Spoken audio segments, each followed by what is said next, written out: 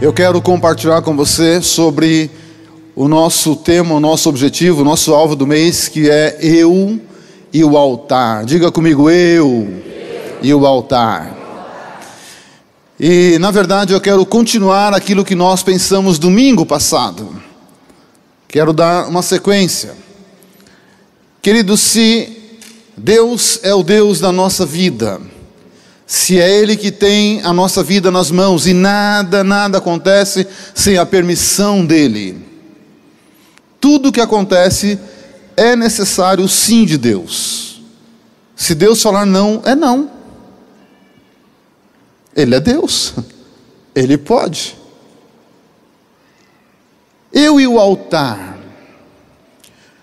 Primeira coisa que eu quero pensar com você, rever um pouquinho o domingo passado.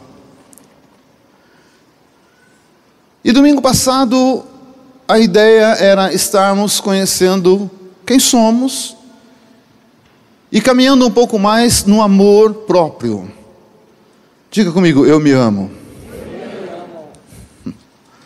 Porque se você, se nós não aprendemos a nos amar, vai ficar complicado tudo na vida. O primeiro grande mandamento, nós devemos amar a quem? A Deus. Em primeiro lugar e acima de todas as coisas. Amar a Deus. O segundo grande mandamento, qual é? Me ajuda? Amar ao próximo como? Se eu não consigo me amar corretamente, como amarei o meu próximo corretamente? Se o amor por mim é distorcido, com certeza o meu amor a você será distorcido. Porque eu não posso dar o que eu não tenho. Eu dou aquilo que tenho. Então, querido, não é aquele amor próprio exagerado, não é isto. Tudo tem que ter a dose certa, a dose correta. Mas eu preciso aprender a me amar, para poder amar a Deus corretamente, amar as pessoas corretamente. É um processo. Porque o ser humano, depois do pecado, ele começou um caminho de destruição terrível. Terrível. Então nada melhor do que entendermos o que é o altar, e depois de entender o que é o altar, nos colocarmos no altar.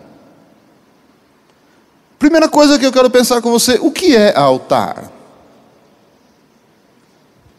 Alô? Altar é o lugar para colocar aquele que é santo, que não peca mais. Nossa origem é uma origem católica. Eu não estou falando mal dos católicos, não é nada disso, não entenda mal. Mas eu aprendi que altar é lugar de colocar uma pessoa santa. Mas biblicamente não é isto. Altar, para mim, é o lugar onde nós vamos colocar valores. Altar, ele nos ensina a levar algo a Deus de valor. Diga comigo, altar é lugar de depositar valores. Altar no Antigo Testamento, agradeço as meninas aí que fizeram um altar aqui. Aqui está algo para termos uma ideia do altar do Antigo Testamento e antes do Antigo Testamento, porque altar não veio só na Bíblia. Altar existia antes, bem antes. Quem já teve a oportunidade de visitar o Oriente Médio, andar para aquele lugar, já percebeu que bem antes de Moisés, antes da Bíblia, antes da lei, o povo já fazia altar. De repente você está num lugar lá, numa montanha, e você descobre buracos, cavernas, e lá dentro tem altar. E altar onde eram oferecidos sacrifícios humanos, de animais. Então o altar vem bem antes da Bíblia. E o altar, ele poderia ser feito de pedra ou de madeira. Era onde as pessoas iriam colocar algo para oferecer ao Deus delas. Tudo bem? E depois vem a lei através de Moisés, e Deus continua falando de altar. Só que Deus começa a ensinar o que é altar, para que serve o altar e como usar o altar corretamente. Então no Antigo Testamento nós vamos aprender com Moisés que no altar não se coloca ser humano. No altar deveria colocar animais limpos, aves limpas, porque um sangue precisava ser derramado para pagar a culpa. E aí nós caminhamos na Bíblia, e esse altar, ele começa a desaparecer da cena, e a Bíblia, o Antigo Testamento, começa a nos mostrar que esse altar não é mais necessário. Ele é um simbolismo. Na igreja como a nossa e tantas outras, quando se tem uma plataforma, nós usamos a plataforma e muitas vezes falamos ao altar, mas isso é simbólico, porque a Bíblia nos leva, nos ensina ao outro altar definitivo, o último altar. O último altar. Um altar de madeira, um altar onde o sumo sacerdote, onde o sacrifício santo, limpo e puro pagou o preço de todos os culpados, que somos nós e toda a humanidade. Ele pagou o preço, nos resgatou, nos limpou, nos purificou, nos justificou, rasgou o véu, e hoje nós temos acesso ao verdadeiro Deus, porque Ele pagou o nosso preço lá na cruz do Calvário. Hoje nós não precisamos mais de sacrifícios, porque o verdadeiro sacrifício foi na cruz. Então aqui está o último altar. Aqui está o altar completo, o sacrifício completo. Todos os outros, eles serão simbólicos. Eles irão nos ensinar alguma coisa. Mas agora só existe um altar, é aquele altar. Mas o ser humano, durante toda a sua existência, ele foi construindo coisas. E eu quero pensar com você, diga comigo, aquele altar é o último altar, é o perfeito altar. Mas eu quero pensar com você, como humanos, nós gostamos de construir altares, porque nós queremos estar em contato com o nosso Deus.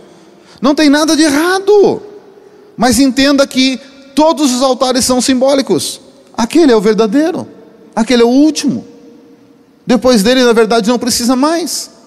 Mas eu quero pensar com você em alguns altares que a humanidade andou construindo e talvez ainda está construindo. Esse altar foi um altar muito, muito precioso, muito importante. Noé, depois do dilúvio, ele sai da arca, e eu fico pensando e imaginando o que Noé enxergou depois que ele saiu da arca. Qual foi a sensação que ele teve? Vamos lá, todo mundo achou? Gênesis 8, 20 até o 22. A tradução da minha Bíblia diz assim: levantou Noé um altar ao Senhor. Diga, levantou um altar ao Senhor. E tomando de animais limpos e de aves limpas, ofereceu holocaustos sobre o altar. E o Senhor aspirou o suave cheiro e disse consigo mesmo: não tornarei a amaldiçoar a terra por causa do homem, porque é mau o desígnio íntimo do homem, desde a sua mocidade. Nem tornarei a ferir todo vivente como fiz. Enquanto durar a terra, não deixará de haver sementeira e ceifa, frio e calor, verão e inverno, dia e noite. Olha para cá, querido. O primeiro altar depois do dilúvio. Acontece o dilúvio. Deus preserva a humanidade através de uma família, a família de Noé. E quando Noé sai daquela arca, ele vê tudo destruído. Além da família dele, não havia mais ser humano na terra, só ele e a família dele. Aquilo enche o coração de Noé de gratidão. Diga comigo, gratidão. E Noé vai e faz um altar. E naquele altar ele pega animais limpos, aves limpas, e coloca no altar e oferece um holocausto, um sacrifício de gratidão a Deus. E diz a Bíblia que Deus aspirou, mas eu penso que Deus não sentiu o cheiro da fumaça, nem de um animal sendo queimado. Deus sentiu o perfume da gratidão. Diga comigo, gratidão é perfume. E aquilo enche o coração de Deus, por olhar para o ser humano, o sobrevivente, e aquele homem sabe o que é gratidão. A primeira coisa que ele faz depois de sair da arca é ter uma atitude de gratidão a Deus. E é interessante, querido irmão, que toda gratidão gera promessas. Diga comigo, gratidão, gerador de promessas. Porque quando Deus reconhece aquele altar, Deus viu o coração, sondou o coração daquele homem, aquilo mexe o coração de Deus, e Deus diz: não amaldiçoo mais a terra. Porque com Adão, Deus amaldiçoou a terra. Deus diz: por tua causa, maldita é a terra. Mas agora muda o coração de Deus, pela gratidão de um homem. Deus diz: a terra não será mais amaldiçoada. E Deus diz: não exterminarei mais todo ser vivente, porque o perfume da gratidão toca no meu coração. Querido irmão, nós precisamos aprender a ser gratos. Tudo na vida que nos leva a ter uma atitude de gratidão, nós precisamos ter e demonstrar, porque gratidão se demonstra com atitudes, não somente com palavras.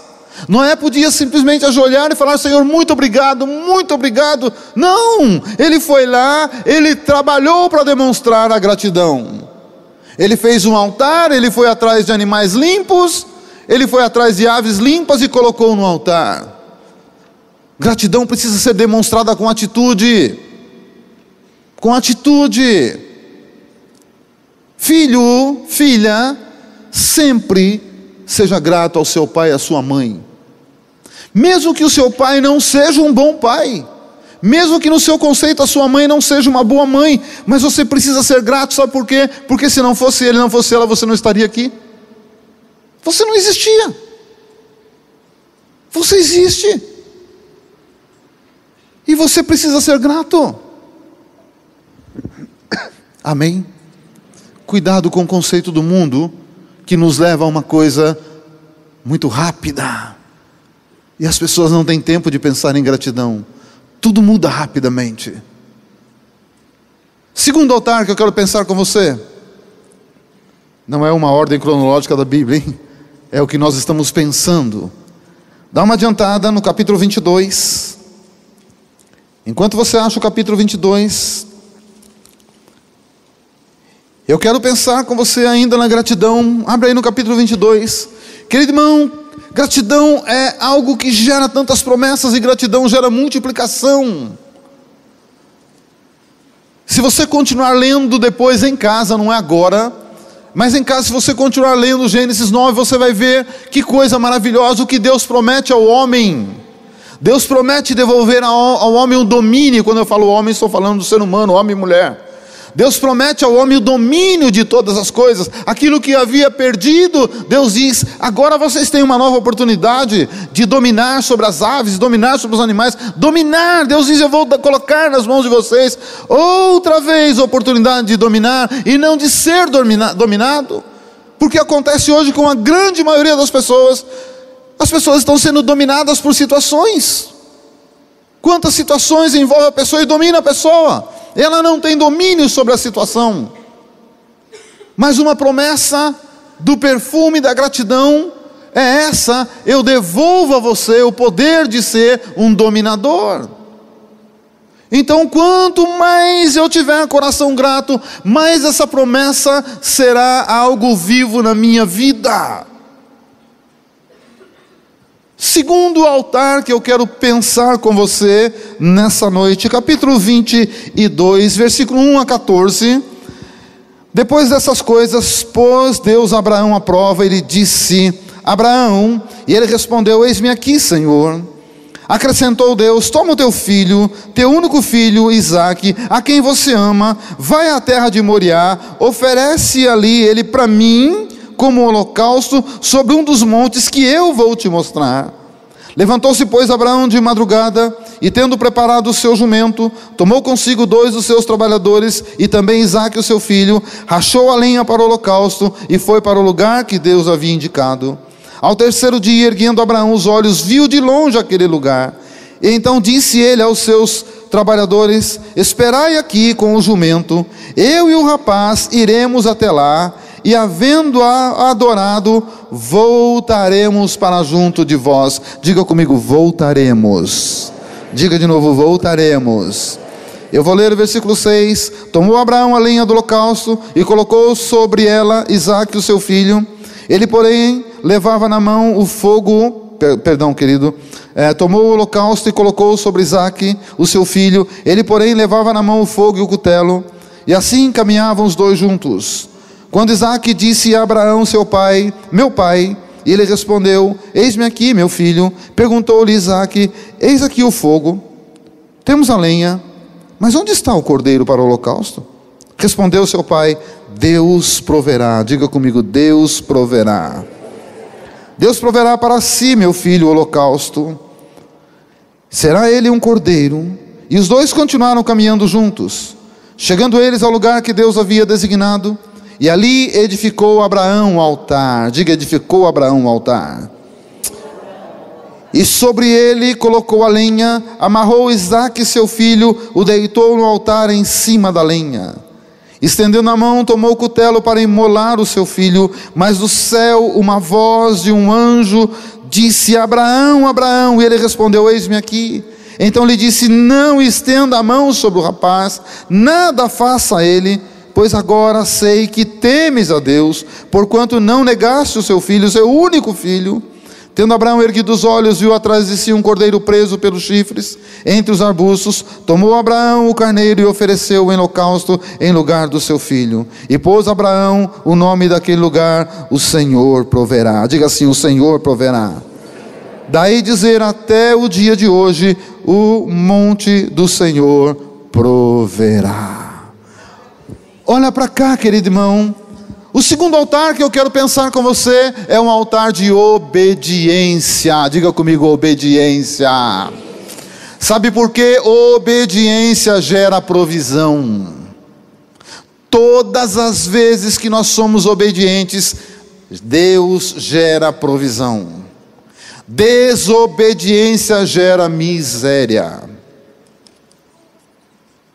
Diga comigo: desobediência gera miséria. Vamos pensar um pouco no que estava acontecendo. Imagina Abraão, agora com seu filho na adolescência. Abraão era um homem acostumado com tudo isso que nós estamos lendo. Lembra a origem de Abraão?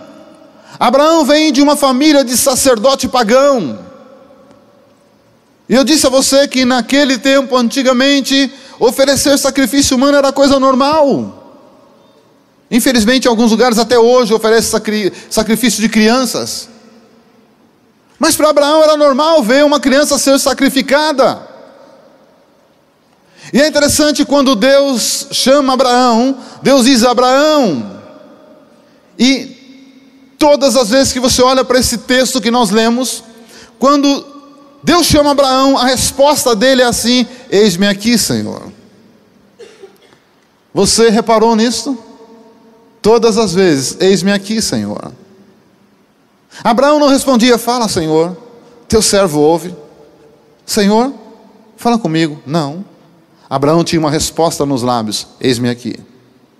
Só, querido, eu quero pensar com você uma coisa.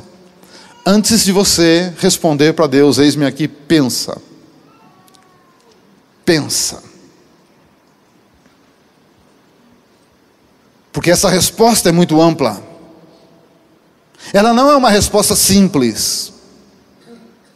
Ela não quer dizer simplesmente, Senhor, eu estou te ouvindo, fala comigo. Não, eis-me aqui. Sabe o que significa eis-me aqui?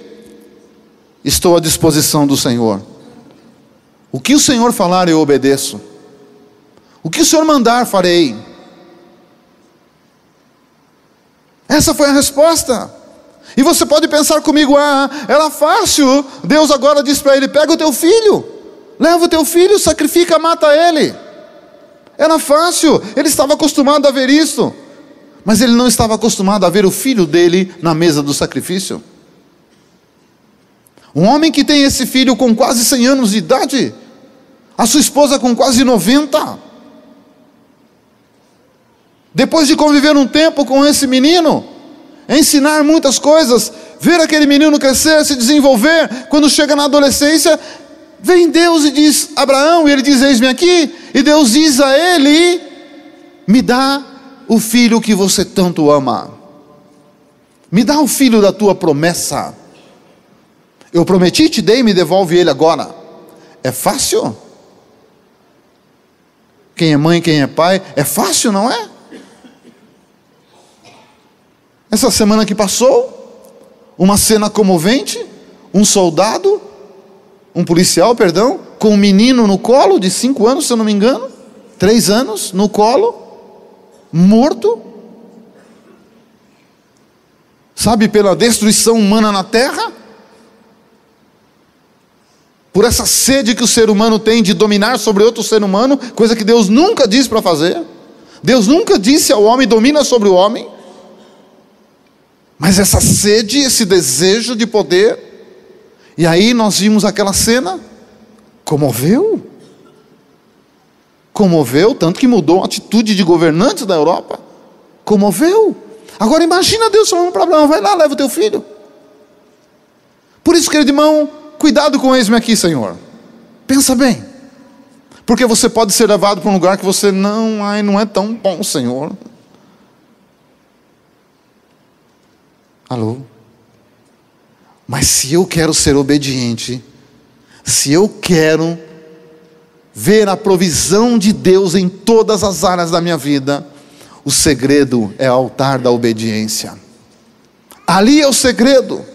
Posso não estar entendendo nada, mas ali é o segredo. Ali é o segredo. O Senhor pediu, tá bom, Deus, eu vou levar, e leva o menino.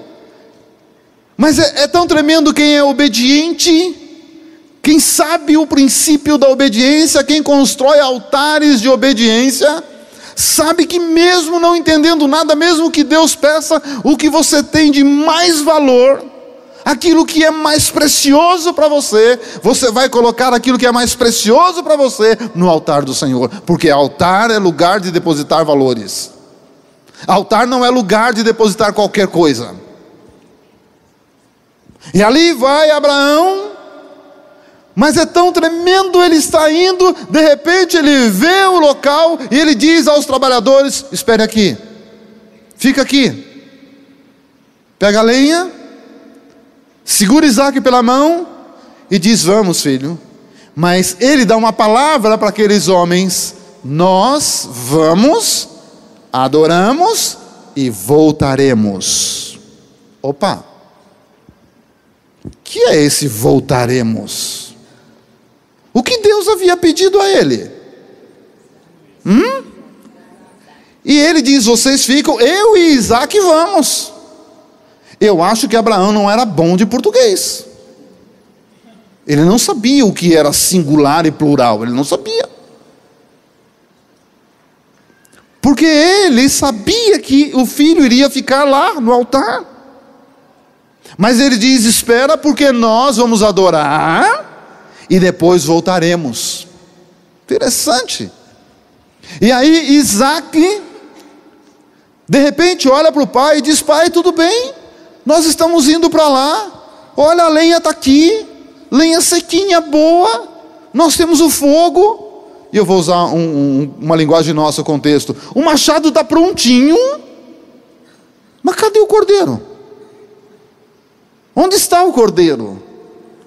Você acha que foi fácil para aquele pai olhar para o filho dele, e ele sabia que o cordeiro era do filho, e dar uma palavra de fé, de esperança para o filho, e dizer ao filho: Deus proverá. Deus proverá. Querido, às vezes parece que Deus está fora de controle, parece que Deus está totalmente fora de sintonia com aquilo que nós queremos. Só parece. Nada foge do controle de Deus. Nada. E é interessante que você vê a resposta do pai aquieta o coração de Isaac.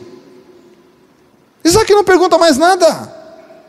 De repente eles chegam lá, o pai prepara o altar, arrumou todo o altar, põe a lenha no altar, amarra Isaac e deita Isaac sobre a lenha no altar.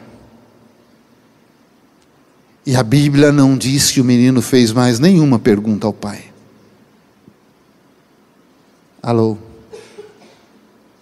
Muitas vezes, altar de obediência requer silêncio. Porque quando eu confio no meu pai, eu confio no meu pai. E quando Abraão diz a Isaac: Deus proverá, acabou. Acabou. Mas ele estava no altar, ele estava amarrado, ele estava sobre a lenha, e ele viu o pai pegar o machado, e ele viu o pai levantar o machado. Mas você não ouve nenhuma pergunta de Isaac. Ei, olha para cá. Ainda que você possa estar na mesa, amarrado, a lenha embaixo, o fogo aceso, e você está vendo o brilho do machado na luz, Deus proverá. Deus proverá. Se nós construirmos altar de obediência, Deus entra com a provisão. Deus entra. E quando Abraão vai descer o machado, alguém grita lá: para! Não faça mal a ele, não toca nele, não toca. Porque Deus estava provando Abraão, para Abraão saber quem ele era. Quando Deus me coloca à prova, quando Deus te coloca à prova, não é para Ele saber até onde eu vou, até onde você vai, é para nós sabermos até onde nós conseguimos ir. Porque Deus sabe tudo. Deus é onisciente, Ele não precisa tentar descobrir nada. Tudo Ele sabe. Mas quantas vezes Deus nos coloca à prova, para mostrar para mim mesmo, para você mesmo, até onde, eis-me aqui, Senhor. Porque muitas vezes, eis-me aqui, Senhor, até onde me convém. Alô? Está tudo bem, irmão? Estou me fazendo entender? Diga comigo: altar de obediência gera provisão. Deus, querido irmão, às vezes nós pensamos que Deus é Deus de última hora. Deus só abre o mar vermelho quando não tem jeito, Deus só faz quando não tem jeito, depois que morre que Deus ressuscita. Não, para, irmão. Deus não é Deus desesperado, Deus não é Deus que não sabe o que está acontecendo. Deus sabe todas as coisas.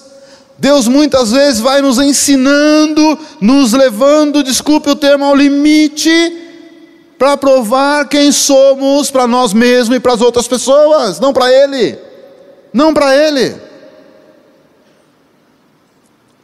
E quando Abraão sentiu, eu realmente respondi certo: eis-me aqui, Senhor, eis-me aqui, não toca. Dali para frente nem Deus precisou mostrar onde estava o cordeiro.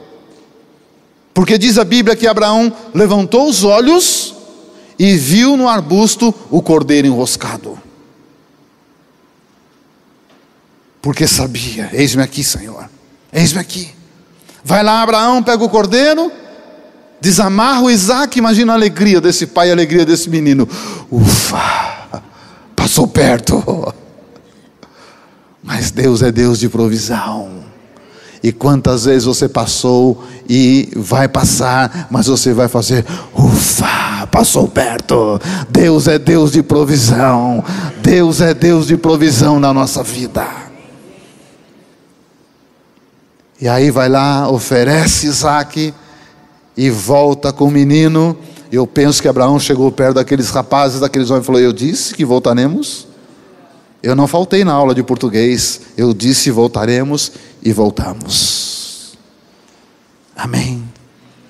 Diga comigo: altar de obediência gera provisão. Vou repetir: altar de desobediência gera miséria. E eu quero pensar com você rapidamente num terceiro altar. Diga assim comigo: o altar da impaciência. Êxodo capítulo 32. É interessante esse altar, querido. E o altar da impaciência é algo tão comum hoje. Tão comum. Hoje nós vivemos no tempo da informação. Tudo é muito rápido. O mundo hoje anda rápido demais. Você pega as crianças, eu vejo pelo meu neto, você dá um telefone na mão dele, o menino já aperta o botão certo, e o dedinho já corre. Ele não sabe falar, mas ele já sabe mexer naquele negócio. E daqui a pouco, quando ele começar mais uns meses, ele vai saber muito mais do que eu mexer naquele negócio. Porque isso é um pensamento meu, não sou um médico. Nós temos um médico aqui, se estiver errado depois me corrige. Mas eu acho que o cérebro humano tem que acompanhar. Então parece que já nasce acelerado. Mas isso é bom. Porque o que acontece aqui, no mesmo instante ou alguns segundos depois, lá no Japão todo mundo está sabendo. O que acontece lá, no mesmo instante, alguns segundos nós estamos sabendo. O mundo está interligado hoje. Tudo é muito rápido, muito rápido. Mas o que acontece, querido irmão? O acelerador está lá embaixo, mas não é só para informação. Esse acelerador está acelerando a vida do ser humano em todas as áreas. Você quer ver uma coisa como hoje na alimentação? Chama o quê? Fast food. Fast food. É até bonito. Fast food. É ótimo, nome bonito. Você entra e é rapidinho. Mas o que acontece? Estou fazendo propaganda negativa de ninguém, não. Mas com essa rapidez, com essa pressa que nós estamos, e às vezes nem é necessário tanta pressa assim, mas todo mundo acelerado, então vai no embalo, acelera. No trânsito você vê muito isso, a pessoa passa desesperada, mas daqui a pouco ela parou. Ué, está tão desesperado assim. Mas na alimentação é assim, querido irmão. A pessoa não quer saber se aquilo lá vai fazer bem para ela. Ela vai lá e come, é fast food, comeu. Se vai fazer bem ou não, não interessa, encheu. Está preocupado com isso? Encheu. Querido irmão, se aquilo é alimento de verdade, se aquilo tem nutrientes que vale a pena, ninguém pensa nisso. O negócio encheu. Encheu, vambora. Alô? E assim nós estamos levando a nossa vida. Em todas as áreas. Cadê o tempo de qualidade de pais com os filhos? Cadê o tempo de qualidade entre o marido e a esposa? Cadê o tempo gostoso de sentar na mesa como família? Não dá tempo. Não dá tempo, cada um tem seu horário, não dá tempo. Mas qual é a geração que nós estamos deixando lá para frente, preparando? Êxodo 32, versículo 1. Mas vendo o povo que Moisés demorava para descer do monte, chegaram a Arão e lhe disseram: faz para nós deuses que vão adiante de nós, pois quanto a este Moisés, o homem que nos tirou do Egito, não sabemos o que está acontecendo com ele. E Arão respondeu: tira as argolas de ouro das orelhas, diga comigo, orelhas, de vossas mulheres, vossos filhos e vossas filhas, e trazei a mim. Então todo o povo tirou das orelhas as argolas e levaram a Arão. Este, recebendo das mãos daquelas pessoas, trabalhou com o ouro, fez dele um bezerro fundido. E então disseram: são esses, ó Israel, os teus deuses, que te tiraram da terra do Egito. Arão, vendo isto, edificou um altar, diga, edificou um altar, diante dele, e falou ao povo: amanhã será festa ao Senhor. Olha para cá, querido, o que tem isso com o contexto? Irmão, a impaciência nos leva a fazer aliança de ouvido com o erro. Diga comigo, impaciência gera aliança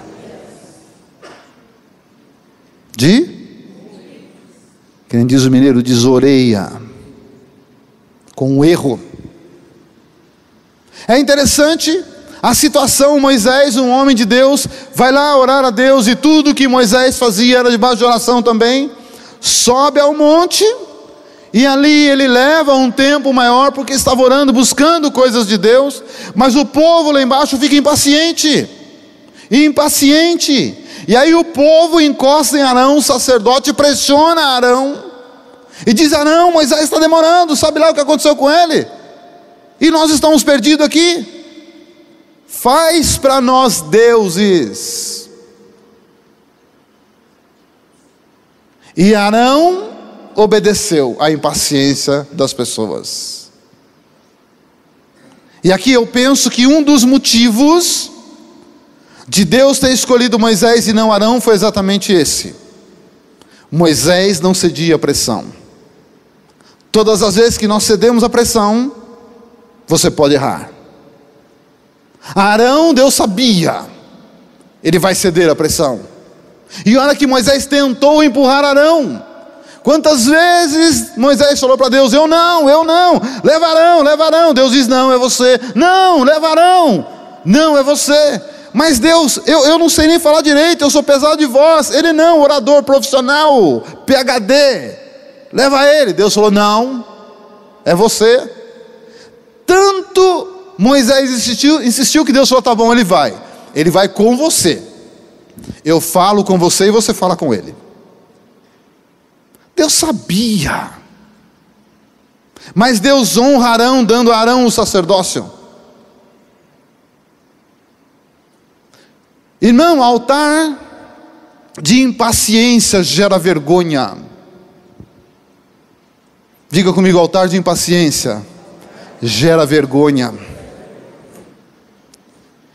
E tá bom, Arão cedeu à pressão, e Arão disse àqueles homens: pega ouro do povo. Mas ele pediu: pega ouro de pulseira. Alô? Pega ouro de pulseira. Pega ouro de colar. Pega ouro de anel. De onde ele pegou o ouro?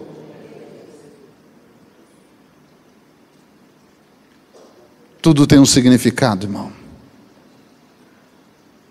Pegou o ouro da orelha das pessoas, fundiu e fez bezerros de ouro. Não foi um só bezerro, não, fez mais. E ali Arão vai diante do povo e diz: amanhã teremos a festa do Senhor. Bonito isso? Bonito. E fez a festa com os bezerros de ouro. E se você continuar lendo, você vai ver, ele ainda diz: eis aqui o Deus que tirou vocês do Egito. Então, querido irmão, não entra nessa aceleração do mundo de hoje, não entra nisto. Muito cuidado com isto. Existem coisas que não pode perder o valor para nós. Mas muita gente diz assim: ah, Deus tem pressa. Irmão, eu penso comigo, eu não estou dizendo que eu estou certo, por isso eu não vou afirmar. Será que Deus tem pressa? Ele é eterno. Para quem é eterno, para que pressa? Nós temos pressa. Eu e você, nós temos pressa. Muitas vezes vivemos situações angustiantes, desesperadoras, nós temos pressa. Mas quem diz que Deus tem pressa? E se eu não me engano, a única vez que eu vi Jesus falando na Bíblia, o que tem de fazer, faça depressa, sabe para quem foi? Para quem foi? Alô? Para que tanta impaciência? Cuidado com altares. Nós devemos sim construir e restaurar altares. Cuidado com o tipo de altar. Amém? Eu preciso caminhar para o final. Diga comigo para encerrar esses 3 altares: impaciência, altar de vergonha. Porque Arão levou uma marca, o sacerdote escolhido que fez bezerro de ouro. E o duro é que para sempre vai estar escrito: tudo passará, mas Deus diz: a minha palavra jamais passará. Jamais. Então nós precisamos pensar no altar, querido. Já que esse mês nós vamos pensar muito em altar, eu quero olhar com você para esse altar. Aqui está o altar perfeito. E se eu quero viver uma vida que vale a pena, eu preciso olhar para esse altar. Porque esse altar jamais passará. Jamais. Mesmo quando nós estivermos na eternidade, esse altar não passará. Foi o altar de um sacrifício, mas o sacrifício não está mais aqui. Mas o altar continua. Se você quer realmente aprender a amar você mesmo, se você quer o amor correto que você precisa ter com você, você precisa olhar para esse altar e pensar numa coisa. Quem está com o esboço sabe o versículo e precisa pensar no que está no livro de Mateus. Anota aí, quem está anotando? Mateus 16, 24. Você precisa pensar no que Jesus falou e olhar para esse altar e pensar na coisa mais valiosa que você tem, uma coisa que não tem preço que paga. O que é mais valioso que você tem? Estou falando aqui agora, embaixo, aqui na terra. Sabe o que é mais valioso que você tem? É você. Isso é o bem mais precioso que você tem depois de Deus. É você. E se você não aprender a cuidar de você, se você não entender que você é valioso, precioso, que não tem dinheiro que compra você, que o seu preço foi pago por alguém que não tem preço, Jesus. E você precisa entender e levar o seu eu exatamente ali nesse altar. Porque em Mateus, o texto que eu citei para você, Jesus numa reunião com seus discípulos, ele diz o seguinte: quem quiser vir após mim, negue-se a si mesmo, tome a sua cruz e me siga. Hoje no Evangelho, eu creio que é um tempo de restaurar essa verdade. Porque o Evangelho, desculpa, segundo o meu pensamento, não estou dizendo que eu estou certo. O Evangelho está sendo ensinado de uma forma muito barata. Faz o que quer, como quer, quando quer, tudo vale. Será que esse Evangelho é verdade? Ou será que ainda existe uma cruz? Será? Então eu preciso pegar o meu eu e colocar nesse altar, falar: Senhor, eis-me aqui. Pensa bem, eis-me aqui. Mas se você quer ser uma pessoa em que Deus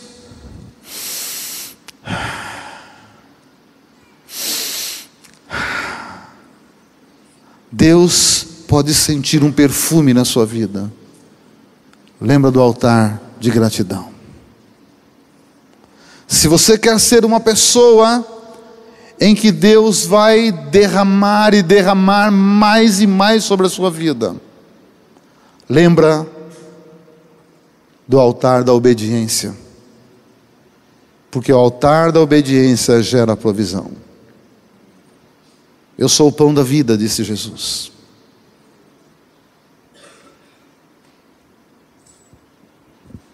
Vai lá, deixa lá. E junto com o seu eu, coloca nesse altar muitos conceitos, preconceitos, muitas coisas, coloca lá. É tempo de rever isto, porque esse altar nunca deixará de existir. Nunca. Eu me fiz entender, querido? Segunda coisa de mais valiosa que você tem, que precisa ir para o altar. Dá para ver aí? Hã? O que está aqui, irmão? Me ajuda? Não importa o tamanho da sua família hoje. Não importa. Mas Josué, no livro de Josué, no capítulo 25, no versículo 24, perdão. Josué fala algo muito precioso. Ali havia um momento decisivo, um momento em que a maioria das pessoas não sabia o que fazer, não sabiam se iam continuar servindo a Deus, se iam voltar para os deuses antigos dos pais. Havia uma inquietação no povo. Josué para diante do povo e Josué diz assim: Ei, vocês, eu não sei o que vocês farão. Eu não sei. Mas uma coisa eu sei: eu e a minha casa serviremos ao Senhor. O que você tem de mais precioso depois de você, a sua família? O que você tem feito para colocar a sua família no altar? Todos nós queremos uma família abençoada, todos nós queremos paz na nossa casa, todos nós queremos isso. Mas o que eu tenho feito para que isso possa ser uma realidade? Marido, o que você tem feito para sua esposa? Esposa, o que você tem feito para o seu marido? Pais, o que nós estamos fazendo com os nossos filhos? Filhos, o que vocês estão fazendo com seus pais? Porque muitas vezes é fácil transferir a culpa, querer transferir responsabilidade, mas a minha parte, mas a minha família não serve a Deus. Ainda,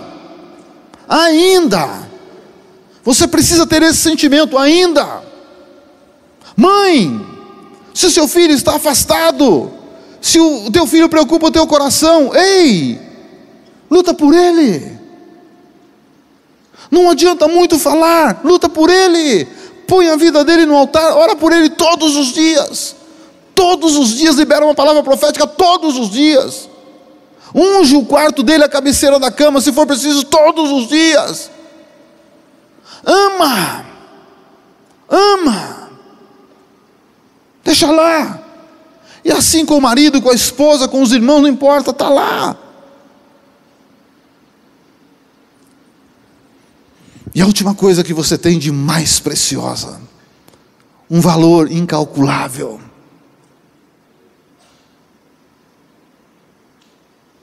O que está escrito aqui?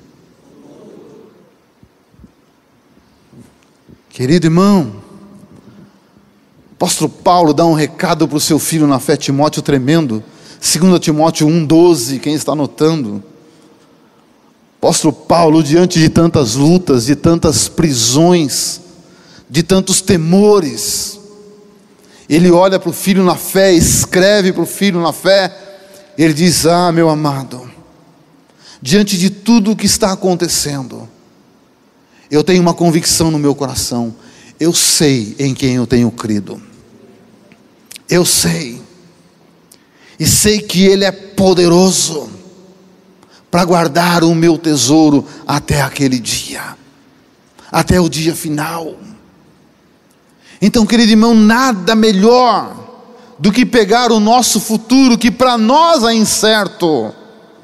Nós não sabemos qual será o nosso amanhã. Nós não sabemos. Mas eu não preciso viver com medo. Eu não preciso viver preocupado. Eu não preciso disto. Eu tenho que entender o que o apóstolo Paulo diz: eu sei em quem tenho crido. E tenho uma convicção, uma certeza que Ele é poderoso para guardar a minha vida, o meu amanhã, o meu depois da manhã, o meu futuro no céu. Ele é poderoso. E Ele vai guardar. Então aquieta o teu coração. Mãe, pai, irmão, irmã, empresário, trabalhador, aquieta o teu coração com relação ao futuro. Aquieta, põe o teu futuro lá no melhor lugar, no altar, porque Ele tem a minha vida, a sua vida, a nossa vida nas mãos. A nossa preocupação é de construir altares corretos. Essa tem que ser a nossa preocupação. Hoje tem tanta gente preocupada com o que vai acontecer com o Brasil, o que não vai acontecer. Grande parte das pessoas estão preocupadas com isso. Esquece isso. Não seja alienado, mas não se preocupe com isso. Ah, mas a nossa presidente, a Dilma, o PT, esquece eles. Eles estão tão preocupados com você que você não faz ideia. Tão preocupados com vocês, todos eles, não importa o partido. Tão preocupado que no dia do teu aniversário manda uma cartinha e nem sabe quem você é. Aquilo é automático. E tanta gente pega e fala: nossa, lembrou de mim. Que lembrou nada. Nem sabe que você existe.